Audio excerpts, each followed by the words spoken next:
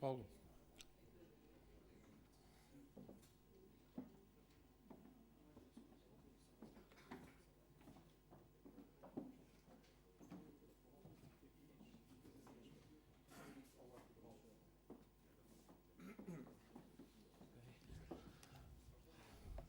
Ora, muito bom dia. Muito obrigado a todos por aqui estarem. Em primeiro lugar, eu peço desculpa às pessoas que ontem nós nos esquecemos de avisar que começaríamos um pouco mais tarde hoje, mas evidentemente que a experiência de ontem nos mostrou que é melhor começar a esta hora, 9h30, e eu prometo, sobretudo aos nossos generosos convidados oradores, que vamos acabar a hora que estava prevista, que é 12h30. O que quer dizer que vamos ali encurtar o coffee break, mas vamos também terminar este painel primeiro às 10h45 e, portanto, às 11h começamos em ponto o segundo painel e último sobre as políticas públicas. Ora, em primeiro lugar, e só um pouco revisitando aquilo que ontem se disse e que disse a Presidente da Admissão Crescimento, a Engenheira Esmeralda Dourado, é com muito prazer que nós estamos neste primeiro Summit, apresentando aquilo que tem sido o trabalho das 4 organizações reunidas desde 2011, e é muito importante, para mim, pelo menos, que ao longo da minha vida tenho tido muitas associações a que tenho pertencido e onde tenho trabalhado, sentir que estas 4 organizações têm estado bem unidas e bem capazes de se entenderem na discussão, exatamente, mas unindo-se para apresentar aquilo que é possível de sugestões, de possibilidades para que Portugal, digamos, tenha crescimento de novo, se induza crescimento à nossa economia, e são esses aspectos que nós fomos ontem durante o dia visitando, primeiro pela atratividade, que é um aspecto importante relativamente ao desenvolvimento da economia, depois a conectividade, uma palavra mais difícil, mas que viram que pode ter várias nuances e que poderia também até ter sido desenvolvida mais se o tempo permitisse, depois à tarde a questão do financiamento, interno e externo, para a nossa economia, e hoje vamos assentar em 2 pontos importantes, o segundo dos quais, as políticas públicas, começará exatamente às 11 da manhã, e este que vamos agora tratar e que se trata efetivamente da integração europeia e da possibilidade que Portugal tem de aproveitar ou não aquilo que vem da Europa. E quando falamos de integração europeia, queremos também representar ou significar a capacidade de ajustamento da nossa economia à evolução dentro dos limites que são impostos pela moeda comum. Em primeiro lugar, a integração europeia é, segundo a missão Crescimento, essencial ao crescimento do país, e para prepararmos o país e a nossa economia para as fases subsequentes de integração com os outros Estados-membros da Europa, nós vamos refletir rapidamente sobre 5 pontos. Os vetores de crescimento, a questão da moeda comum, a Europa e a economia nacional, aproveitarmos a integração como deve ser e, finalmente, a questão da participação. Vamos agora trocar um bocadinho isto mais em detalhe, e o primeiro ponto tem a ver com o facto da base de integração europeia ser essencial ao desenvolvimento dos vetores de crescimento. É essencial para a atratividade, é essencial para a tal conectividade, nomeadamente no que diz respeito à inovação tecnológica e à competitividade, é essencial para o financiamento e é essencial para as políticas públicas. Na questão da atratividade, nós somos da opinião de que sem integração europeia a economia terá menos capacidade de competição pelo investimento produtivo, que é aquilo que nós tentamos captar e que é aquilo que em vários períodos da nossa história económica do passado conseguimos ter e que veio desenvolver e tornar o país mais competitivo. Depois, a captação de investimento é potenciada, segundo nós também, pela pertença a este espaço comum e que tem que ser o mais estável possível.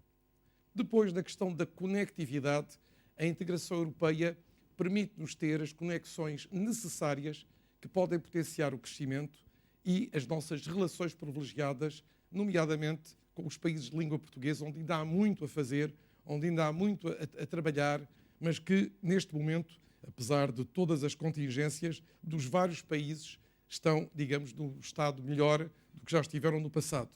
Depois, a possibilidade de sermos exatamente aquilo que há muito tempo queremos ser, que é a porta atlântica para a Europa, com as valências históricas de sermos uma potência marítima e com as condições excepcionais que permitam servir de ponte da Europa com o resto do mundo. Na questão do financiamento, a capacidade de financiamento ao nível do risco e dos programas de investimento nomeadamente agora a Europa 2020, que ontem também falámos, provém essencialmente da nossa integração europeia e têm que ser bem aproveitados neste período agora pós-memorando de entendimento, pós-crise, onde até 2020 Portugal e os seus empreendedores e investidores têm a possibilidade exatamente de aproveitar aquilo de positivo têm os programas europeus até 2020. Há hoje uma metodologia e uma deontologia aplicadas a este tipo de fundos, de empréstimos, de apoios, muito diferente do passado e que com certeza vão trazer mais transparência e maior capacidade de aproveitamento daquilo que pode ser o aumento da capacidade de financiamento da economia portuguesa. Quanto às políticas públicas, que, como vos disse, será o painel seguinte, será, quanto a nós, a Europa que irá refigurar ou reconfigurar a nossa capacidade de financiamento das políticas públicas com soluções à escala europeia. Quanto à missão crescimento, pensamos que será quase impossível reformar as nossas políticas públicas sem o quadro europeu de referência que garanta o financiamento, a regulamentação e a harmonização trans-europeia. No que diz respeito à moeda comum, à moeda única, para a missão crescimento é um fator de estabilidade económico, é um fator de previsibilidade e que é essencial para o investimento produtivo a longo prazo. Pertencer à moeda comum, claro está que tem vantagens, mas tem responsabilidades e tem condicionantes. O BCE, que nós ali consideramos dono da moeda, é o grande reconfigurador na exigência de reformas e como guardião da estabilidade das políticas europeias. Por ação da moeda comum, poderão surgir entidades supranacionais que permitirão maior integração europeia. O próprio BCE, a União Bancária, o Fundo Monetário Europeu, de que agora mais e mais se tem vindo a falar, mas que é uma ideia, como sabem, já com algum tempo, o Tesouro Comum e uma eventual coordenação ou união orçamental. Tudo isto está em cima da mesa. Algumas destas questões estão mais avançadas, outras estão ainda, digamos, numa fase embrionária, mas é natural que sofram, portanto, determinado tipo de desenvolvimento nos próximos tempos. Quanto à questão de Europa e a economia portuguesa, nós, portugueses, temos possibilidade de poder ser com este país, com Portugal, o elemento de ligação da Europa com o mundo, como já dissemos atrás, já o fizemos, temos condições para o fazer, depende da atitude e da capacidade dos portugueses e dos seus dirigentes conseguirem cada vez mais impor esta ideia. Essas ligações, como uma antiga potência marítima que fomos e como porta de entrada na Europa, podem ser revisitadas, podem ser reavivadas com os países de língua portuguesa, com a China, o que começa a ser evidente, com a Índia, que exploramos ainda pouco, e embora com a sua grande influência anglo-saxónica, será possível, talvez, também com tempo, trabalho, capacidade de conseguir, com o Sueste Asiático e com a chamada diáspora portuguesa. Temos falado muito dela, há mesmo organizações com a diáspora portuguesa, penso que nem sempre ela terá conhecimento muito claro daquilo que se passa em Portugal e das potencialidades e da capacidade de ajuda que podem ter também para o desenvolvimento da nossa economia. A aproximação e a integração de economias e regulamentações fazem com que seja mais fácil interiorizar o exterior, que é uma das principais bandeiras da missão crescimento para a questão da atratividade e que permite tornar mais fácil a captação do capital produtivo de que a nossa economia tanto precisa. Depois, aproveitar a integração. É fundamental sabermos aproveitar bem a integração europeia. Formação de pessoas com competências técnicas de base, mentalidade aberta à mudança e ao mundo, uma visão estratégica global, uma cooperação também global.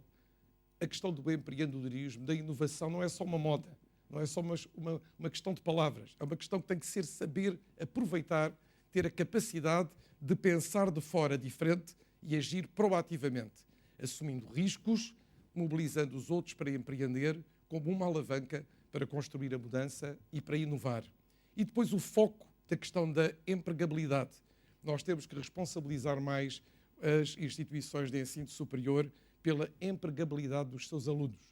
Não é uma questão só do mercado, não é uma questão só, digamos, dos cidadãos, é uma questão também das universidades.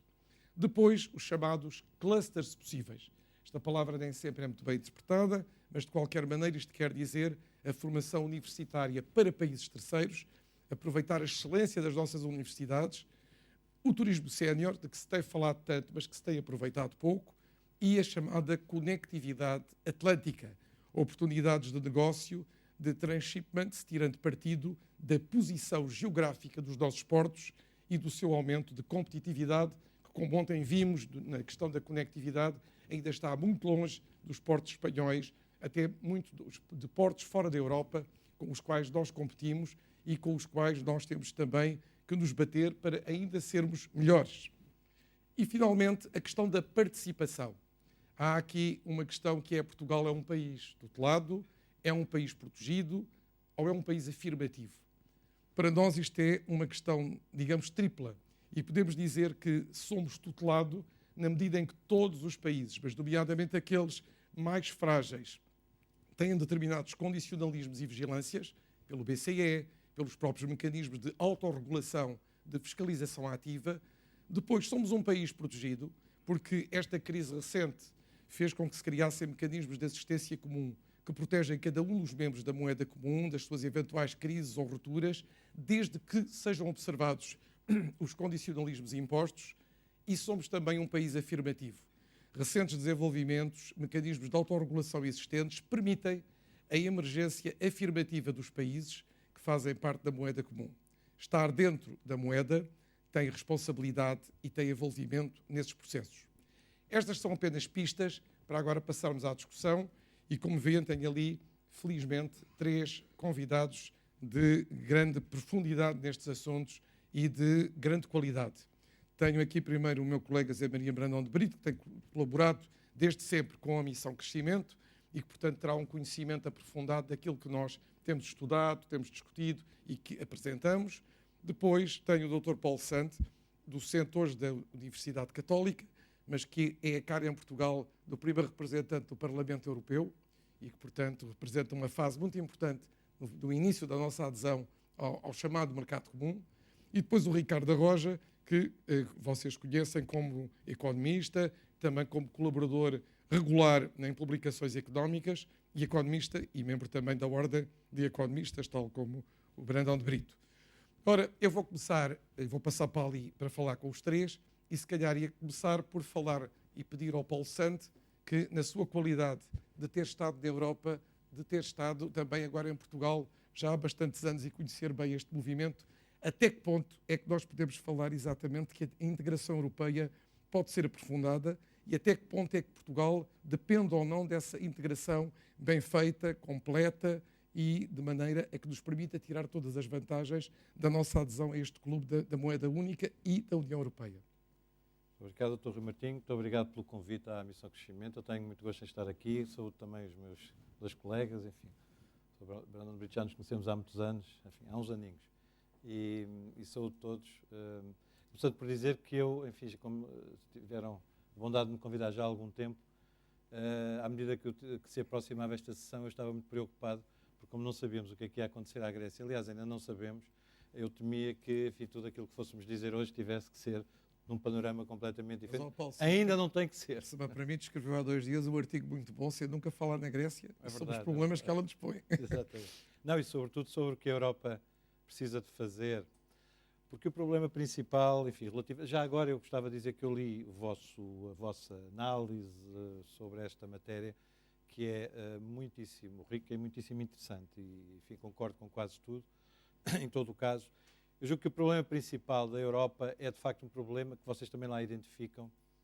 Eu também vou fazer um bocadinho de batota, porque nos últimos meses, nós, na Universidade Católica, com a SEDES, eu pertenço também à direção da SEDES há alguns anos, fizemos um trabalho, uma reflexão também, enfim, que durou quase mais de meio ano, sobre vários aspectos de uma coisa a que chamamos de relançar Portugal, e um dos aspectos, obviamente, é a relação com a Europa e a relação portuguesa, e tivemos, enfim, algumas pessoas a ajudar-nos a pensar, e, portanto, também vou fazer um bocadinho de batota, porque esse pensamento também, no fundo, já o integra um pouco aqui. Em todo o caso, e para ir à questão rapidamente, eu diria que o problema principal da Europa é que a Europa, a construção europeia, a integração europeia, vive, no fundo, entre 2 planos muito claros, que é o plano da globalização e o plano nacional. E é a flutuação entre essa relação e a forma como o plano nacional se liberta dos seus constrangimentos e, digamos assim, dos tabus, dos dilemas, dos problemas que são nacionais e permite que a integração europeia se faça. E, ao mesmo tempo que ela é capaz de se afirmar num contexto de globalização, esta relação é a questão principal. Porque tem a ver, também, como dizem, com as preferências das pessoas, com as nossas escolhas. Ou seja, os cidadãos europeus continuam a ser cidadãos nacionais no momento em que escolhem e os momentos em que supostamente são cidadãos europeus ainda não são plenamente democráticos e são muitas vezes, aliás, motivo de controvérsia. E, portanto, o problema principal da Europa é esse, continua a ser esse. Muitas das decisões que se dizem europeias acabam por ser tomadas em função de objetivos e de agendas nacionais. E eu dou-vos um exemplo simples, a questão da transposição das diretivas, que é uma questão relativamente simples de entender, no sentido em que sabemos exatamente o que é, de facto, dos atos jurídicos europeus, aquele que obriga a uma transposição, mas a uma transposição com vista à finalidade da diretiva e não necessariamente quanto aos meios que usa, é a diretiva. O que acontece é que muitas vezes os governos nacionais usam as diretivas como forma encapotada de fazer passar objetivos nacionais. E depois culpabilizam, responsabilizam a dimensão europeia por aquilo que acontece. Isto acontece em todos os países, acontece nomeadamente em Portugal, mas dá-nos uma ideia clara do que está aqui em jogo. Muitas das coisas, e a semântica, aliás, ajuda a este processo, porque muitas vezes usa-se uma linguagem, quando eu digo usa-se ao nível, se quisermos, da comunicação social, todos nós participamos nela de uma forma, também somos responsáveis por isso, mas muitas vezes falamos da Europa quando não é a Europa que está em causa, falamos das decisões europeias quando no fundo as decisões são meramente nacionais ou são essencialmente políticas, mas também resultam de um jogo de forças nacional que leva àquele desfecho.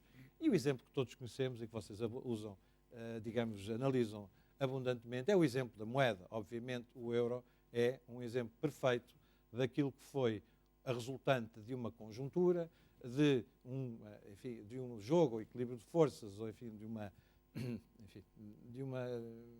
necessidade política do momento. E eu também até já dei este exemplo numa sessão em que estivemos juntos.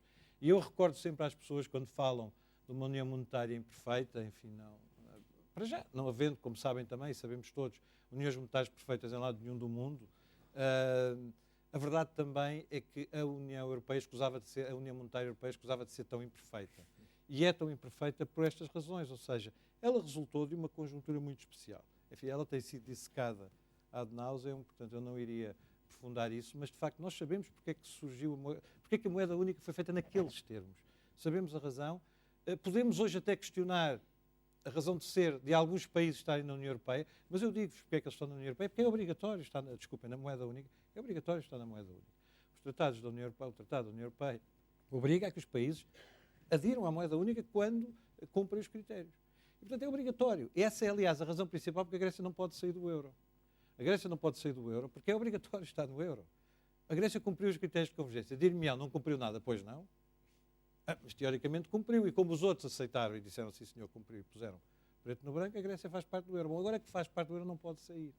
E não pode sair, e essa era a razão de eu estar tão preocupado quando disse aquilo há bocadinho, é porque, de facto, se sair, ninguém sabe para onde vamos. Ninguém sabe e é escusados, podemos especular à vontade, não é escusado. Só que ao especularmos, estamos todos, no fundo, a dar diferentes sinais sobre as nossas preferências, sobre o que queremos. Eu dou os meus. E, portanto, objetivamente, a moeda única é necessária para a Europa. Aliás, eu também concordo com essa vossa análise. A vossa análise vai nesse sentido.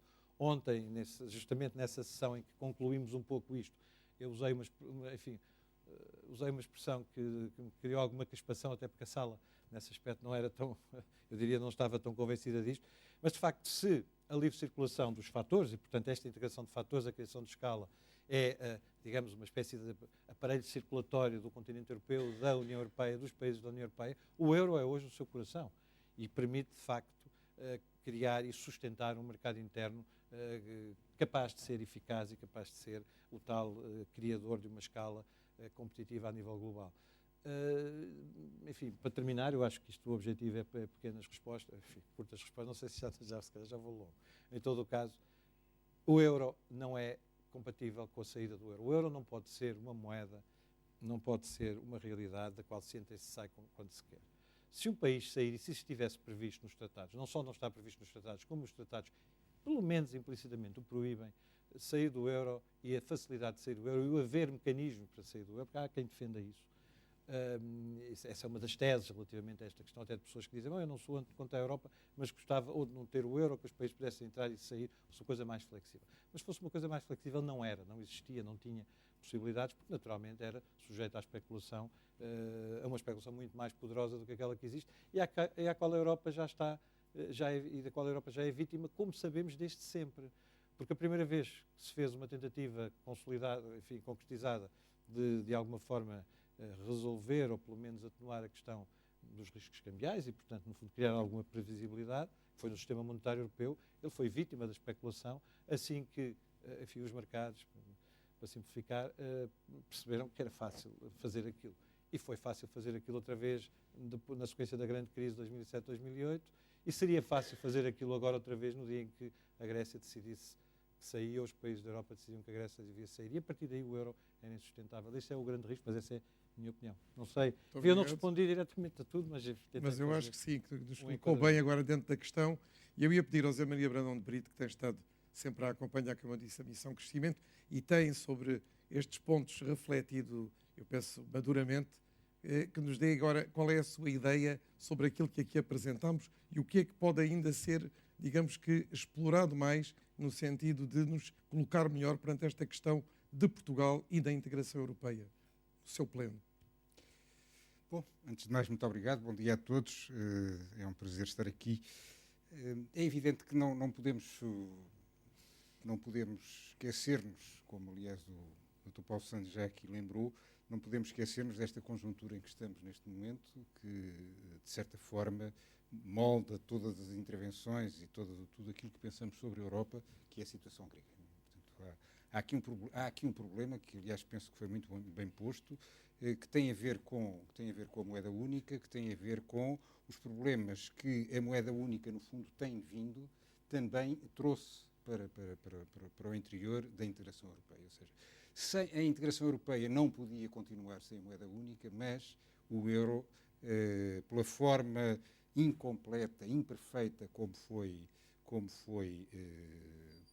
posto em prática, acabou por criar assimetrias e criar problemas, sobretudo às economias mais débeis, neste caso as economias da periferia, que estavam mais sujeitas aos choques assimétricos que o euro veio criar. Eu, a propósito disto, gostava de lembrar uma frase do Jean Monnet. O Jean Monnet, premonitoriamente, há muitos anos, dizia que a UE, não era a UE, a Comunidade Europeia, seria o somatório de todas as soluções que fossem encontradas para as suas crises.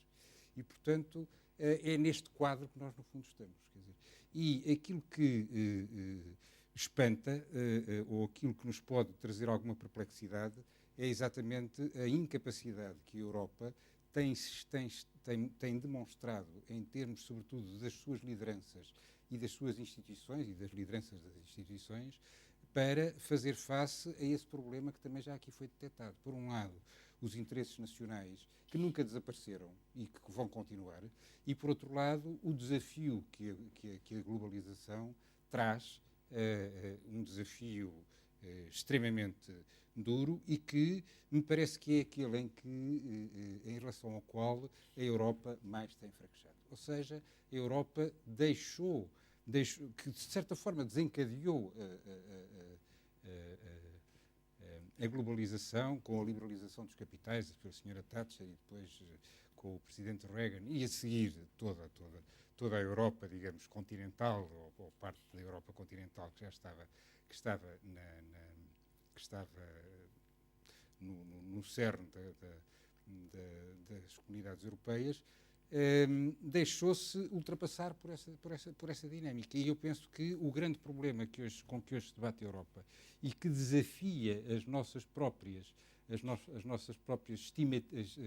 expectativas em relação àquilo que a Europa pode integrar-se no nosso processo, neste dilema do crescimento em relação a Portugal, creio que tem muito a ver com essa incapacidade que a Europa tem demonstrado nos últimos tempos para ser capaz, portanto, a incapacidade de se integrar se integrar na economia global. Há, de facto, um centro, mas que também um centro mais consolidado, que também vai dando sinais de fragilidade e de incapacidade face a essa integração na economia global. Enfim, a partir das suas próprias crises, e por isso eu evoquei aqui o Jean Monnet, a partir das suas próprias crises e da forma mais ou menos desajeitada como essas crises têm vindo a ser resolvidas, a Europa tem mostrado essa incapacidade e tem-se deixado ultrapassar pela globalização, quer em termos de competitividade, quer em termos de ser coletivamente um elemento de desenvolvimento e de acrescentar algo, que possa acrescentar algo àquilo que tem sido o seu percurso em termos de integração. E por isso algumas coisas vão ficando para trás, as Europas às várias velocidades, e é evidente que hoje a questão grega veio mostrar de uma forma ostensiva todas as debilidades que esta Europa tem. Não era necessário, provavelmente, deixar chegar as coisas ao ponto em que chegaram, ou seja, não seria necessário que o braço de ferro entre as duas instituições, no fundo aqui, a integração e o interesse nacional, as várias legitimidades que existem e que se cruzam e que se chocam, não deviam ter sido levadas até tão longe. E, no fundo, esta meia solução, penso que, embora as coisas não estejam suficientemente claras, e esperemos que a Grécia não estrague agora aquilo que o seu governo legítimo negociou, portanto, que as instituições gregas não venham estragar aquilo que foi negociado, vem mostrar que, no fundo, isto não foi mais do que um simples adiamento para a solução global da crise. Duas notas ainda. Por um lado, nós estamos num mundo em que já não vivemos, o passado já é passado. Aliás, ontem foi uma expressão que aqui foi usada: o passado morreu. O passado não morreu, o passado continua a existir, obviamente, mas há aqui um conjunto de linhas de descontinuidade que eu creio que a Europa ainda não compreendeu. Por outro lado, sendo o euro o coração e talvez a mais interessante das iniciativas e das construções que a Europa conseguiu neste seu longo percurso de integração, o euro ficou a meio caminho. Portanto, não, como aliás já foi salientado aqui, não se prosseguiu até ao fim, ou não se deram os passos necessários e suficientes para a arquitetura do euro e para que o euro pudesse funcionar, evitando os tais choques assimétricos e evitando, portanto, os aspectos mais negativos que o euro tem vindo a demonstrar. Essa primeira questão parece-me que é uma questão fundamental. A ideia da descontinuidade entre o passado e o presente e a necessidade, o desafio permanente para encontrar novas soluções no quadro europeu. Depois há este problema que é outro problema que é no quadro destas descontinuidades é necessário encontrar novas formas de ajustamento. Portanto, e os agentes, quer os agentes políticos, as lideranças, quer os agentes depois económicos,